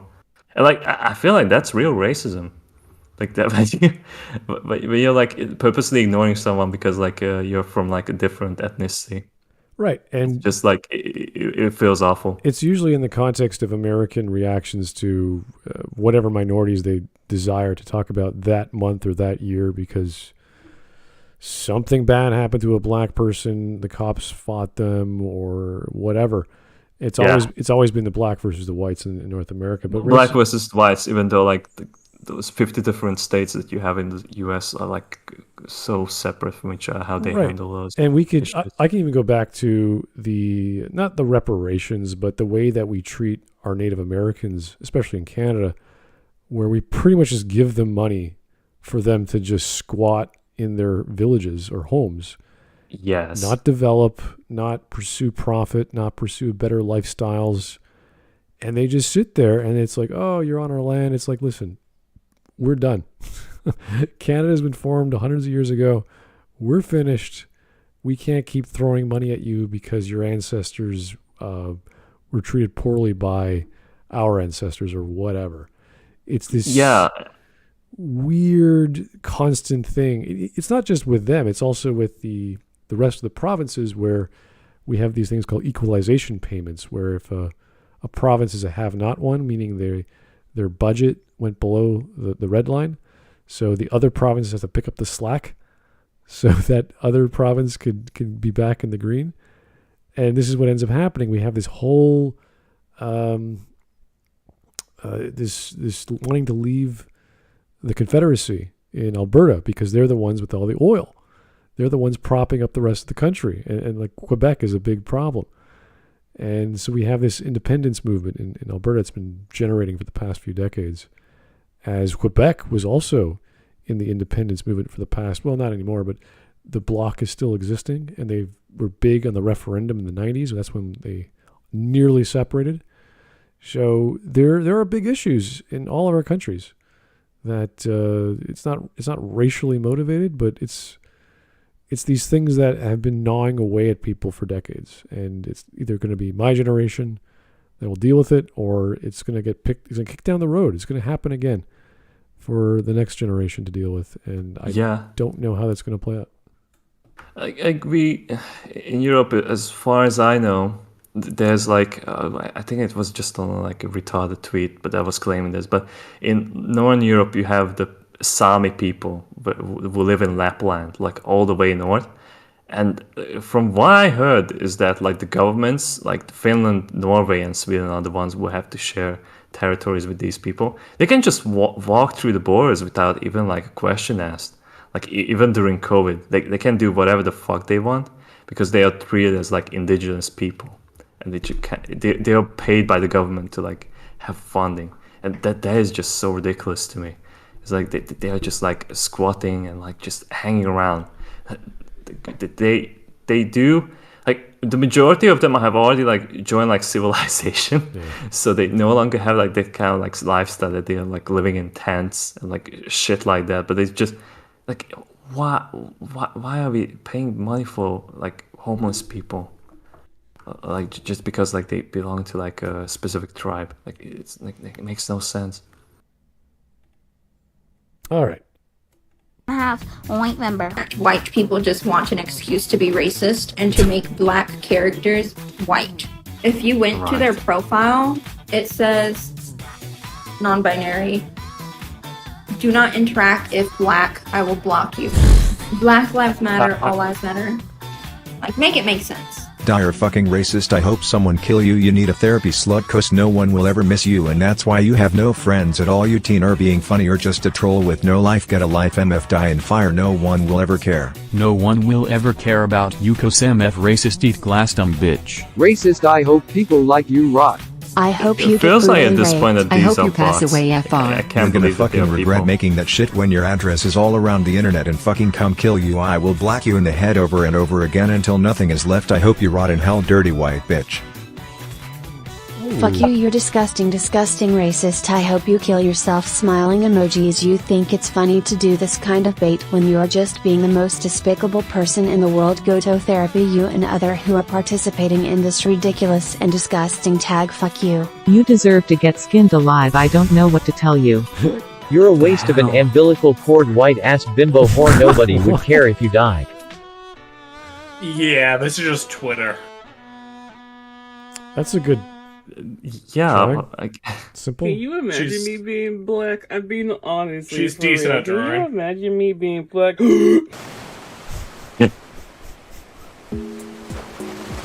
At this point in the video, you're probably asking, Switty, who gives a flying shit about this? It's on Twitter. And you're right. No one should really give a shit about this because it is on Twitter. Yay. But I do. I actually give a shit about this. I feel like people should be better than this. I feel like as black creators, we shouldn't be tolerating the laziest attempt at representation. We shouldn't just give in to palette swap because as a whole, we are better than that. Black people don't need to ride the coattails of success. We don't have to be the hand-me-downs of white characters.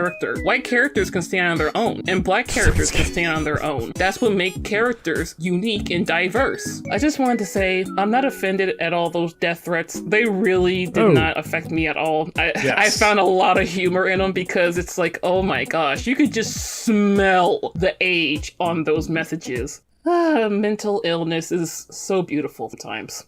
Look, any black person acting retarded in public or online, they don't represent the rest of us. I hope you enjoyed the video. Hope you learned something out of it. If you disagree with me, I don't give a shit.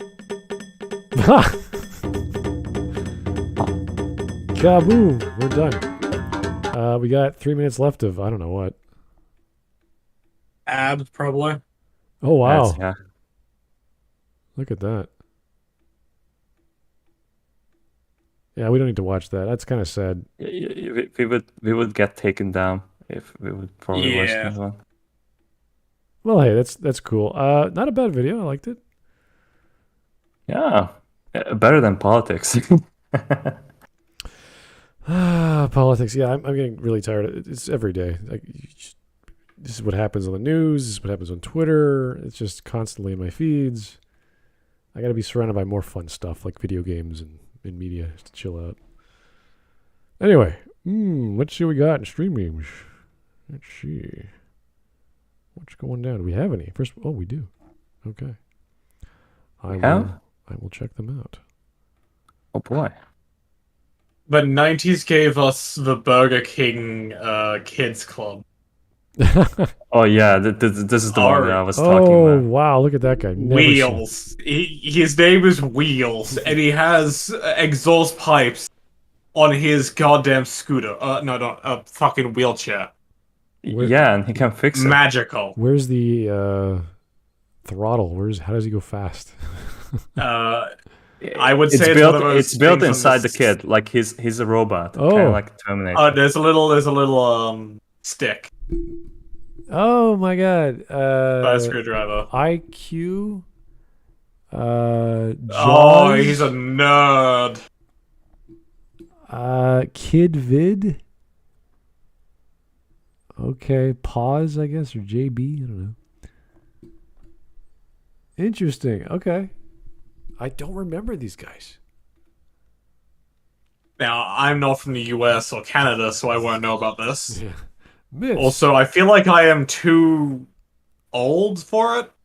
Well, too young for it, sorry. There you go. Myths. Also, I live in Australia. We have Hungry Jack's instead of Burger King. Oh, that's interesting. It's the same company. Oh, it is. I didn't know that. Interesting. Yeah, it was legal name rights. The same reason we don't have Wendy's. Because we already have a Wendy's. Ah, interesting. It's an ice cream parlor instead of a burger joint. That sounds about right. Okay. Yeah, gotta change your name to sell your product. Yeah. Interesting stuff. Okay, myth. Studios race swapping white characters brings representation to minorities.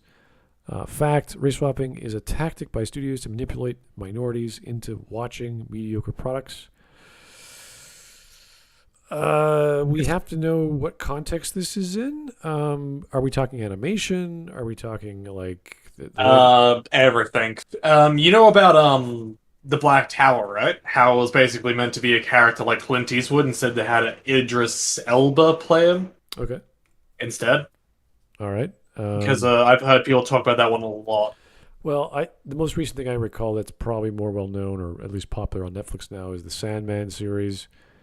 And it sounded as if Gaiman just made even more. He just pushed even further for the sake of it, as opposed to saying, "Hey, just copy the comic; it's fine."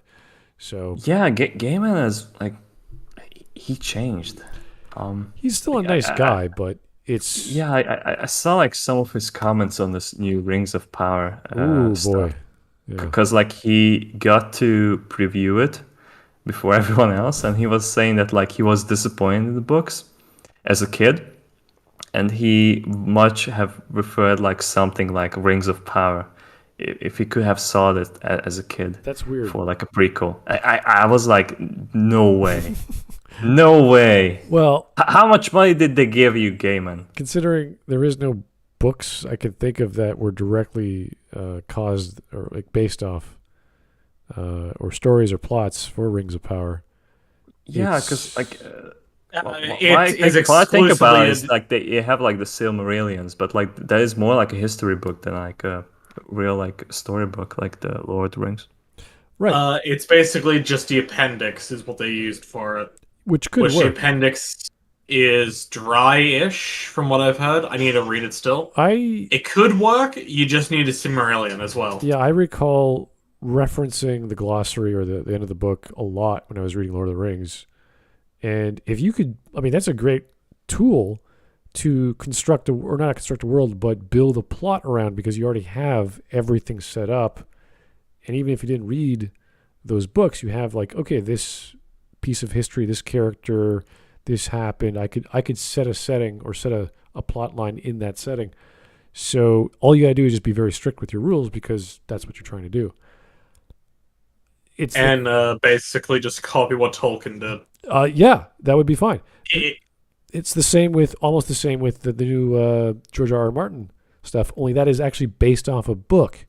So your job is already done for you. You don't have to think. You just, okay, we'll just make the book, translate it properly, get the right actors, cut some scenes up, and spend millions of bucks. And they'll do it. And hopefully make a million as well. Yeah, I'm just going to laugh, because I know that Game of Thrones is still going to kill the Rings of Power next few weeks. On also, quality, I feel like I just need to say this. This is for everyone who is watching. No fucking hate watching. Absolutely no fucking hate watching whatsoever. Well, I'm trying to avoid it as much as I could. Like, I didn't even plan to, like, see any of it. But, like, it's just, like, I signed into my Twitter to watch memes. And instead, it's, like, recommending me tweets from, like, people who are hate watching it. Well, I'm like, how can I avoid it? Like, I can still, like, get my dopamine content. Yeah. God. I just opened YouTube for 1 second because I was after this going to go watch YouTube and stuff. and I just see a short Fat Taco video of the Rings of Power with Dev, someone I don't know about, and Lilith. Yeah, it's just like you can't avoid it. Like YouTube just recommends like that kind of shit. Like no matter what you do. Well, like the other thing is like She-Hulk. Like I don't care. I don't care that she's twerking. I think the best option for any of us who wanted to fail is that we simply ignore it. We're not gonna talk about it. We're not creating like any motion in the algorithm that like people are interested in this, because like that's really what all this is going for. Is that like the algorithm detects like how many people have like typed that keyword inside like the browser, like the system that they have like socket input, and then it calculates it like, oh yeah, this is like a hype topic right now. We're gonna like show this to even more people. No, just like stop talking about it. Yeah, I'm gonna watch it because I have got invited to the Salty Nerd podcast tomorrow. So, oh, really? Yeah, they want me to come on. So, like, I'll watch whatever, and we'll talk about it. So, yeah, no, I have really no interest. But like, this is what I do most of the time when people ask me to, hey, go read this book. I'm like, yeah, I don't really care, but I'll check it out because last night, like Mad was inviting me to be on LitDev stream, and I was like saying like, no, I'm not gonna watch it just for that. No. Yeah. Just stop. Okay. Well, of course, this is like a perfect way to like if you want to get like a shit ton of views on YouTube, you're gonna like follow like, the flow. But like this time, I'm just like no. Like they have like done like some disgusting shit with the author and like the kind of like decisions that they have made purposely just to piss off fans. Just like not taking the bait is like the best. They waited course the of action. exact couple of days after Christopher Tolkien died to make their mockery. Yeah. Because if he was still alive, then like he would clearly had a comment or two about that.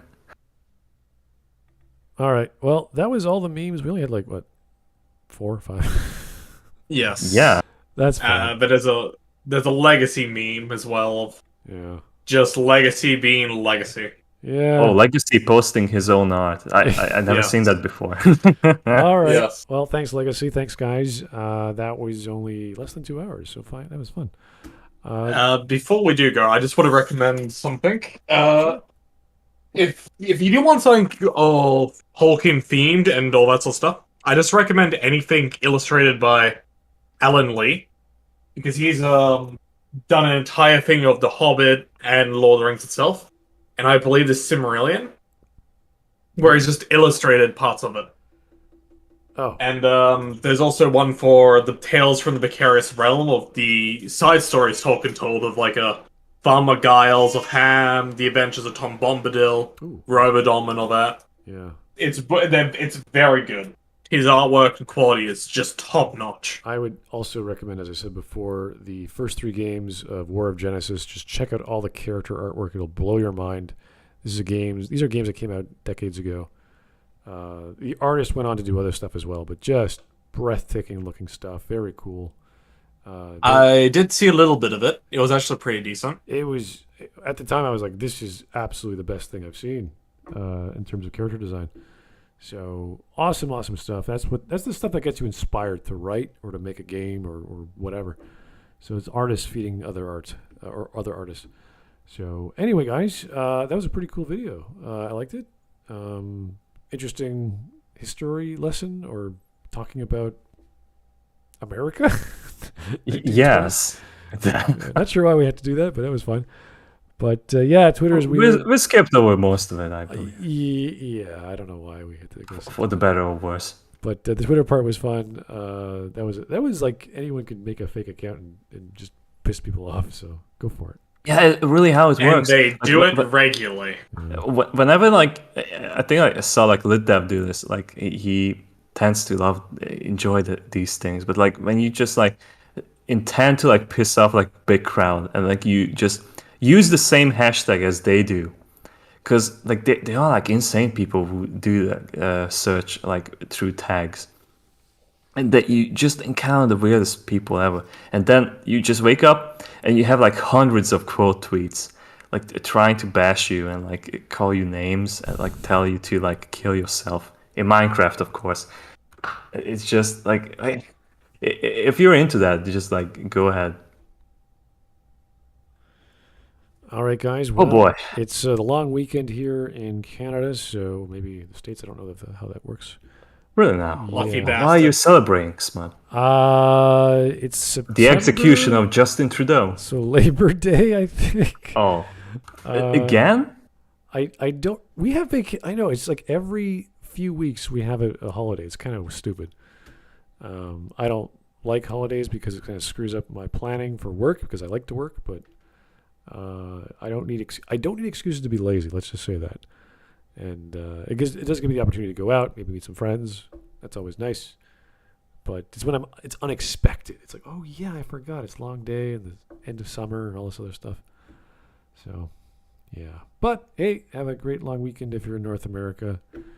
Thanks for watching. We're going to be doing some weird things in the Smudcast the next few weeks, I think, to test stuff out, to see what we're doing for content, and playing some games maybe. And if anyone wants to get involved with game nights, we still have going those, start them up again, actually, because we sort of forgot about that past year for whatever reason. So if you have any game recommendations or games you'd like to see me play, please feel free to tell me or mention them in chat. Notify me with my @ or any of the mods. They'd be happy to tell me. That'd be great. And just have yourself a great long weekend. See you. See ya.